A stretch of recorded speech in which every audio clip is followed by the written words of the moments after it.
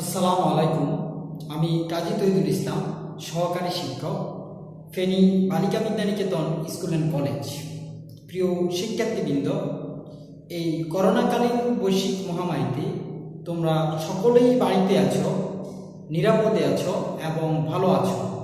আমি সকলকে অভিনন্দন জানিয়ে আজকে অনলাইন ক্লাসটি শুরু করছি। আজকে আমি মাধ্যমিক রসায়ন বিজ্ঞান বইয়ের চতুর্থ অধ্যায়ে পর্যায় সারণীর একটা নির্দিষ্ট টপিকস মৌলের পর্যায়ভিত্তিক ধর্মের পারমাণবিক আকারে যে কিছু বোর্ড কোশ্চেন এর সমাধান করার চেষ্টা করব। তোমরা শিক্ষা উপকরণ নিয়ে দ্রুত স্ক্রিনের সামনে বসে পড়ো। তোমরা এখানে একটি বোর্ড প্রশ্ন দেখতে পাচ্ছ, সিলেট বোর্ড 2020-এর প্রশ্নটি এসেছে। যে এখানে একটা গ্রাফ আছে, গ্রাফে দেওয়া আছে যে একটা মৌল আছে যে পারমাণবিক সংখ্যা তিনটা মৌলের পারমাণবিক সংখ্যা দেওয়া আছে, একটার 12, একটা 13 এবং আরেকটা হচ্ছে 17।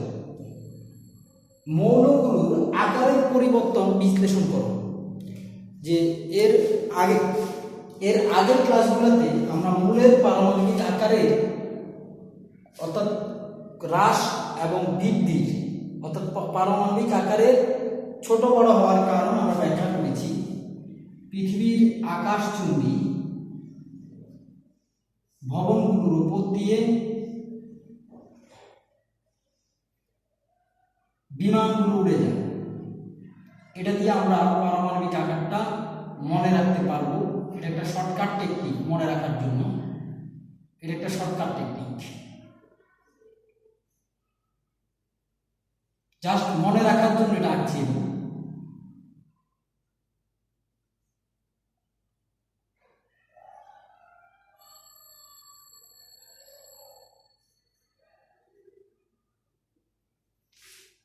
লক্ষ্য করে দেখো, পর্যায় সারণীর যত বাম দিক থেকে ডান দিকে যাওয়া যায়, তত পরমাণুর আকার ছোট হতে থাকে। এটা দিয়ে মনে রাখবে, এদিকে পরমাণুর আকারটা বড় আর এদিকে পরমাণুর আকার ছোট। তার মানে পর্যায় সারণীর একই পর্যায়ে যত বাম থেকে ডানে যাওয়া যায়, এই অংশ হচ্ছে বাম অংশ, এদিকে ডান অংশ, যত বাম থেকে ডানে যাওয়া যায় তত পরমাণুর আকার ছোট হতে থাকে। এবং পর্যায় সারণীর একই গ্রুপে যত উপর থেকে নিচে যাওয়া যায় তত পরমাণুর আকার বৃদ্ধি পেতে থাকে। এই বৃদ্ধি পাওয়ার কারণ হলো একই গ্রুপে উপর থেকে নিচের দিকে যথাক্রমে একটা নতুন পর্যায় যুক্ত হয়, নতুন করে একটা করে পর্যায় যুক্ত হয়। ফলে ওই পরমাণুর আকার যত উপর থেকে নিচে যাওয়া যায় পর্যায়গুলো যুক্ত হওয়ার অর্থাৎ শক্তি স্তর যুক্ত হওয়ার ফলে, নতুন শক্তি স্তর যুক্ত হওয়ার ফলে ওই পরমাণুর আকার বড় হয়। আর একই পর্যায়ের ক্ষেত্রে কি হয়, নতুন করে শক্তি স্তর এখানে যুক্ত হয় না, শক্তি স্তর একই থাকে, শুধু ইলেকট্রনগুলো বাড়ে। এখানে একটা থাকলে পরেরটাতে 2টা হয়, পরেরটাতে 3টা হয়, এরকম করে ইলেকট্রন সংখ্যা বাড়ে। তো ইলেকট্রন আমরা জানি কি, ইলেকট্রন হচ্ছে ঋণাত্মক, আর যে প্রোটন অথবা নিউক্লিয়াসে তো প্রোটন থাকে। তো এই যে নিউক্লিয়াস হচ্ছে ধনাত্মক আধান বিশিষ্ট, ইলেকট্রনটা ঋণাত্মক আধান বিশিষ্ট, ফলে ইলেকট্রন প্রোটনকে আকর্ষণ করে। তো ইলেকট্রন সংখ্যা যদি বেশি হয় তাহলে বেশি ইলেকট্রন প্রোটনকে বেশি বলে আকর্ষণ করবে। বেশি বলে আকর্ষণ করার কারণে পরমাণুর আকারটা ছোট হয়ে যায়। এই আকর্ষণের কারণে পরমাণুর আকার ছোট হয়ে যায়। এই জন্যই পর্যায় সারণীর যত বাম থেকে ডান দিকে যাওয়া যায় তত ইলেকট্রনের সংখ্যা বেশি বাড়ে। ইলেকট্রনের সংখ্যা বাড়লে ওই পরমাণুর ইলেকট্রনের সাথে নিউক্লিয়াসের একটা আকর্ষণ বাড়ে। যত বেশি ইলেকট্রন হবে তত বেশি আকর্ষণ হবে, ফলে পরমাণুর আকার ছোট হয়ে যাবে। তাহলে আমরা এখানে দেখব যে 12 পারমাণবিক সংখ্যা বিশিষ্ট মৌলের নাম হলো ম্যাগনেসিয়াম, 13 পারমাণবিক সংখ্যা বিশিষ্ট মৌলের নাম হচ্ছে অ্যালুমিনিয়াম এবং 17 পারমাণবিক সংখ্যা বিশিষ্ট মৌলের নাম হলো ক্লোরিন। তাহলে 12 পারমাণবিক সংখ্যা বিশিষ্ট যে মৌল আছে ম্যাগনেসিয়াম,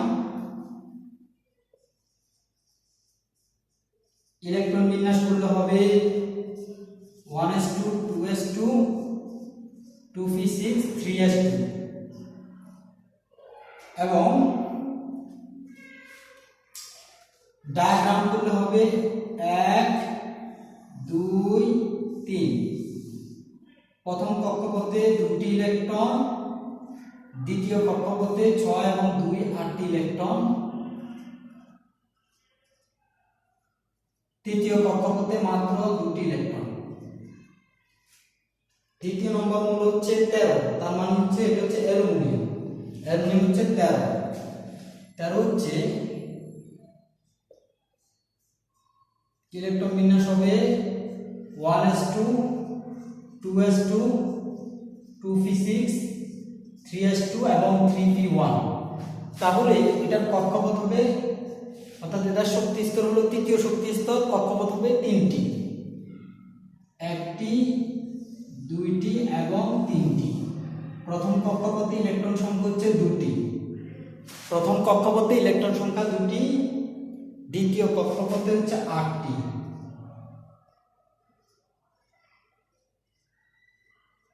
দ্বিতীয় কক্ষপথে 8টি এবং তৃতীয় কক্ষপথে 2 এবং 1 3টি, 1 2, তৃতীয় কক্ষপথ হচ্ছে 3টি এবং 3 নাম্বার মৌল হচ্ছে 17, অর্থাৎ ক্লোরিন। ক্লোরিন হচ্ছে 17 নাম্বার মৌল, পারমাণবিক সংখ্যা বিশিষ্ট মৌল। ইলেকট্রন বিন্যাস হবে 1s2 2s2 2p6 3s2 3p5। তাহলে এটা সর্বশেষ শক্তি স্তর হলো তৃতীয় শক্তি স্তর, কক্ষপথ হবে 3টা। প্রথম শক্তি স্তরে ইলেকট্রন সংখ্যা হচ্ছে 2টি, দ্বিতীয় শক্তি স্তরে ইলেকট্রন সংখ্যা 6 এবং 2 সমান 6 আর 2 7টি, 6 আর 2 8টি, 2 4 6 দ্বিতীয় শক্তি স্তরে 8টি, 2 4 6 8 এবং তৃতীয় শক্তি স্তর হচ্ছে 7টি, 7টি হলে 2 4 6 এবং 7।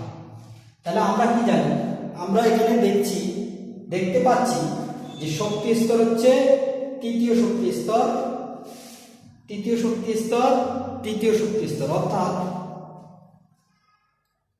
ম্যাগনেসিয়াম, অ্যালুমিনিয়াম এবং ক্লোরিনের সর্বশেষ শক্তি স্তর হলো তৃতীয় শক্তি স্তর, অর্থাৎ এটি একই পর্যায়ের মৌল, তৃতীয় পর্যায়ের মৌল। তাই একই পর্যায়ের মৌলের ক্ষেত্রে যার ইলেকট্রন সংখ্যা বেশি হবে, যার ইলেকট্রন সংখ্যা বেশি হবে সে বেশি শক্তিতে নিউক্লিয়াসকে আকর্ষণ করবে, ফলে তার আকার ছোট হবে। এই আকর্ষণের কারণে পরমাণুটির আকার ছোট হবে।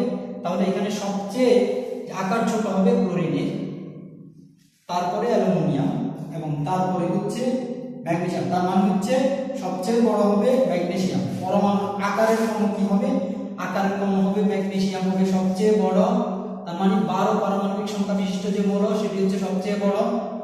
তারপরে থাকবে অ্যালুমিনিয়াম, তার মানে হচ্ছে 13 এবং সর্বশেষে হবে 17।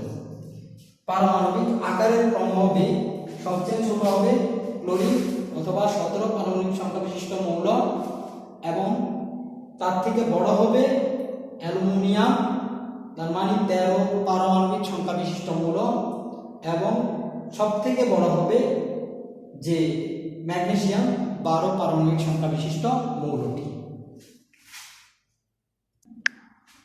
তোমরা আরো একটি বোর্ড প্রশ্ন দেখতে পাচ্ছ এখানে। এই প্রশ্নটি সিলেট বোর্ড 2020-এ এসেছে। প্রশ্নটি হলো এখানে আছে পি, পরেরটি হলো কিউ এবং তার পরেরটি হচ্ছে আর। পি মানে হচ্ছে n, কিউ মানে হচ্ছে n-4 এবং আর হচ্ছে n-5, অর্থাৎ ইলেকট্রন সংখ্যা বোঝানো হয়েছে এগুলো দিয়ে। আর এগুলো মৌলের না, তবে এগুলো প্রচলিত অর্থে প্রতীক নয়। তাহলে বলা হচ্ছে পি হচ্ছে হ্যালোজেন গ্রুপের সবচেয়ে হালকা মৌল। এখানে দেখো যে হ্যালোজেন গ্রুপের পি হচ্ছে হ্যালোজেন গ্রুপের সবচেয়ে হালকা মৌল। তার মানে কি পিটা কি? হ্যালোজেন গ্রুপের কোন গ্রুপকে বলা হচ্ছে পর্যায় সারণীতে হ্যালোজেন গ্রুপ? আমরা জানি পর্যায় সারণীতে 17 গ্রুপকে বলা হচ্ছে হ্যালোজেন গ্রুপ। 17 গ্রুপে কিছু মৌল আছে, যেমন ফ্লোরিন, ক্লোরিন, ব্রোমিন, আয়োডিন, স্টার্টিন, এগুলোকে বলা হচ্ছে halogen. Fluorine, chlorine, bromine, iodine, এগুলোকে বলা হচ্ছে হ্যালোজেন। এর ভিতরে সবচেয়ে হালকা মৌল হলো ক্লোরিন, যার পারমাণবিক সংখ্যা হলো 9। তাহলে n দিয়ে বোঝানো হয়েছে এই 9 কে, মানে n সমান 9। ফ্লোরিনকে বোঝানো হয়েছে। তাহলে আমরা কি পাবো? p সমান n মানে হচ্ছে কত? 9 মানে হচ্ছে ফ্লোরিন হচ্ছে 9। আমরা যদি ইলেকট্রন বিন্যাস করি, মানে p সমান হলো 9, এটা ইলেকট্রন বিন্যাস করলে হবে 1s2 2s2 2p5। তাহলে আমরা ইলেকট্রন বিন্যাসের ডায়াগ্রাম করতে পারবো। শক্তি স্তর হচ্ছে দুটি শক্তি স্তর, 1 2। দ্বিতীয় শক্তি স্তর, প্রথম শক্তি স্তরে 2টা ইলেকট্রন, দ্বিতীয় শক্তি স্তরে আছে 7টি ইলেকট্রন, 2 4 6 এবং 7টি ইলেকট্রন হলো ক্লোরিনে। পরবর্তী মৌল হলো n-4, মানে কিউ নাম্বার মৌল হলো n-4। আমরা n পেয়েছি কত? n সমান কত পেয়েছি? n সমান আমরা পেয়েছি 9, n এর মান পেয়েছি 9। তাহলে লিখব 9-4। 9-4 মানে হলো 9 থেকে 4 গেলে আর থাকে 5। 5 হচ্ছে বোরন, আমরা জানি যে বোরন হচ্ছে 5। তার মানে কিউ হলো বোরন 5 নাম্বার।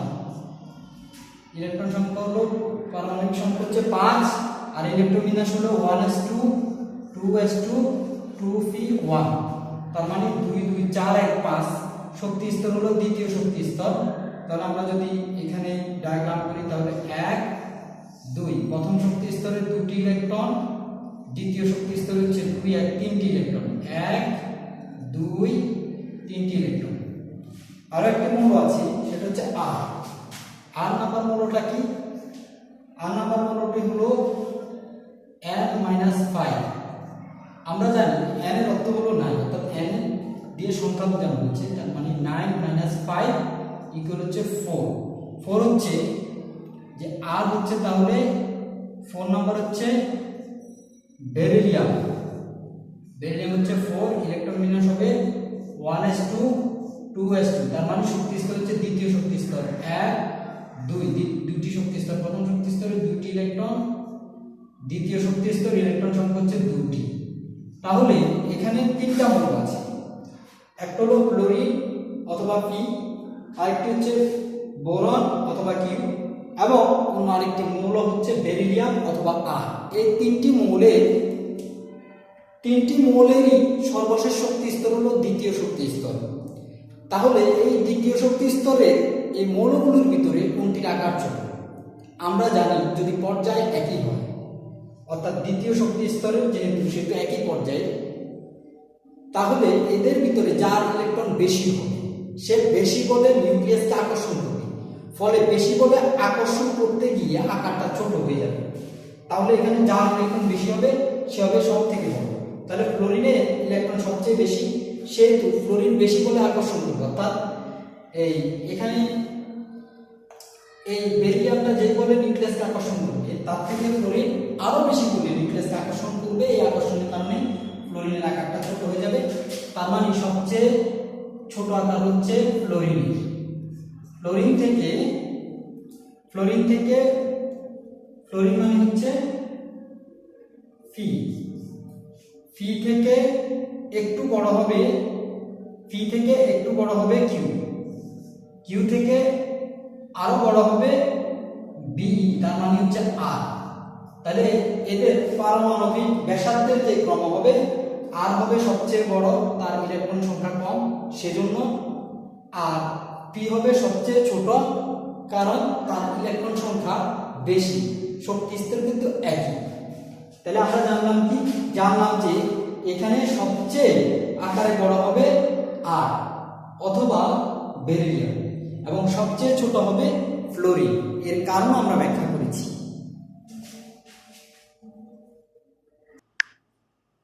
দেখো এই প্রশ্নটি চট্টগ্রাম বোর্ড 2019 এসেছে। বলা হয়েছে এ বি সি তিনটি মৌল, এই তিনটি মৌল পর্যায় সারণীর তৃতীয় পর্যায়ে অবস্থিত। তৃতীয় পর্যায় মানে কি? তৃতীয় পর্যায় মানে হচ্ছে তৃতীয় স্তর, অর্থাৎ তিনটা শক্তি স্তর থাকবে, তিনটা শক্তি স্তর থাকবে তৃতীয় পর্যায়ে, অর্থাৎ এটি এ বি এবং সি মৌল তিনটি তৃতীয় পর্যায়ে, অর্থাৎ শক্তি স্তর হচ্ছে তিনটা। তাহলে বলা হয়েছে এদের তৃতীয় শক্তি স্তরে, মানে তৃতীয় শক্তি স্তরে এই এ তে থাকে 4টা ইলেকট্রন, বি তে এই তৃতীয় শক্তি স্তরে ইলেকট্রন থাকে 6টি, আর সি তে তৃতীয় শক্তি স্তরে ইলেকট্রন থাকে 8টি। তোমাকে বলা হয়েছে যেই মৌল পাওয়া যাবে তার পারমাণবিক, অর্থাৎ সর্বশেষ শক্তি স্তরে 4টা ইলেকট্রন থাকলে সর্বশেষ শক্তি স্তরে যদি 6টা ইলেকট্রন থাকে, সর্বশেষ শক্তি স্তর বা তৃতীয় শক্তি স্তরে যদি 8টি ইলেকট্রন থাকে, তাহলে যেই মৌলগুলো পাওয়া যাবে তাদের পারমাণবিক আকার বিশ্লেষণ করো। তাহলে আমরা দেখব, তোমরা আউটকাম নীতি অনুসারে ইলেকট্রন বিন্যাস করে দেখবে। তার আগে ডায়াগ্রাম করে দেখিলে কি হয়, যে আমরা এ মৌলটি বের করছি। এখানে এ মৌলটি কি হয়, এ মৌল হচ্ছে সর্বশেষ শক্তি স্তরে তৃতীয় শক্তি স্তরে 4টা ইলেকট্রন, 1 2 3 4টা ইলেকট্রন। তাহলে স্বাভাবিকভাবে অন্যগুলো দিয়ে দিব। প্রথম শক্তি স্তরে 2টি ইলেকট্রন থাকে, দ্বিতীয় শক্তি স্তরে থাকে 8টা ইলেকট্রন, 2 4 6 এবং 8টা ইলেকট্রন। তাহলে এখানে হলো 10, 10 এর 4 14। আমরা মৌলটা 14 পারমাণবিক সংখ্যা বিশিষ্ট মৌলের নামটা আমরা জানি। এ মানে হচ্ছে কি? সিলিকন। সিলিকন হচ্ছে 14। তাহলে বি আসো, বি তে শক্তি স্তর থাকবে কয়টা? 3টা থাকবে, 1টা 2টা 1 2 এবং 3। বিয়োগ তৃতীয় পর্যায়ে, অর্থাৎ তৃতীয় শক্তি স্তরের মৌল। তাহলে তৃতীয় শক্তি স্তরে ইলেকট্রন থাকবে 6টি। আমরা এখানে দিলাম 2টি 4টি এবং 6টি। তাহলে প্রথম শক্তি স্তরে থাকে, এটা হচ্ছে বি, প্রথম শক্তি স্তরে 2টি, দ্বিতীয় শক্তি স্তরে থাকে 8টি, দ্বিতীয় শক্তি স্তরে 8টি ইলেকট্রন থাকে, 8টি ইলেকট্রন থাকে। তাহলে আমরা এখানে পাই 10, 10 এর 6 হলো 16টি, 16 হচ্ছে সালফার, সালফার হলো 16। তার মানে বি সমান হবে সালফার। সালফার হচ্ছে 16 পারমাণবিক সংখ্যা বিশিষ্ট, এটা হলো 14 পারমাণবিক সংখ্যা বিশিষ্ট, সালফার হলো 16 পারমাণবিক সংখ্যা বিশিষ্ট মৌল। এবং আমরা সি বের করব, সিও তৃতীয় পর্যায়ের মৌল, তার মানে শক্তি স্তর হবে 3টা, 1 2 এবং 3। প্রথম শক্তি স্তরে প্রথমে আমরা তৃতীয় শক্তি স্তরে ইলেকট্রনগুলো দিয়ে দিব। 8টা ইলেকট্রন আছে, 2 4 6 এবং 8টা ইলেকট্রন দিয়ে দিলাম। তাহলে প্রথম শক্তি স্তরে আমরা জানি মাত্র 2টি ইলেকট্রন থাকে, দ্বিতীয় শক্তি স্তরে 8টা ইলেকট্রন থাকে,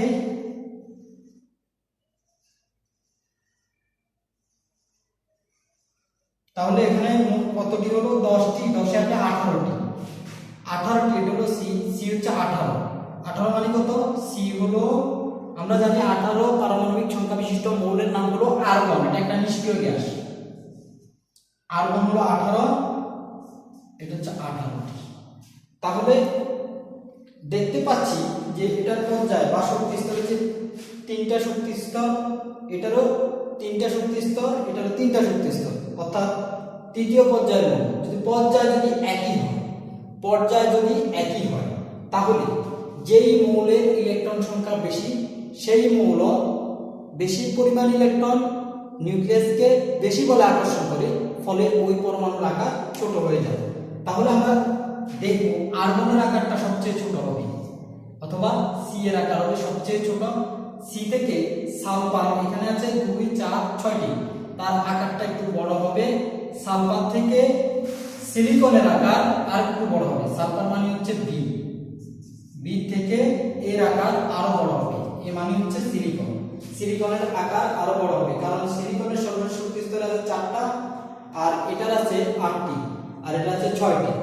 বেশি ইলেকট্রন থাকবে, তার আকার একই পর্যায়ের ক্ষেত্রে বেশি ইলেকট্রন থাকবে, যার তার আকার হবে সবচেয়ে ছোট।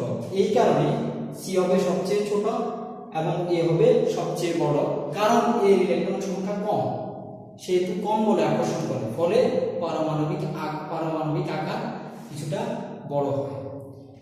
তো প্রিয় শিক্ষার্থীবৃন্দ, আজকে আমরা পর্যায় সারণী, পারমাণবিক আকার অথবা পারমাণবিক ব্যাসার্ধের কিছু বোর্ড প্রশ্নের সমস্যার সমাধান আমরা করেছি।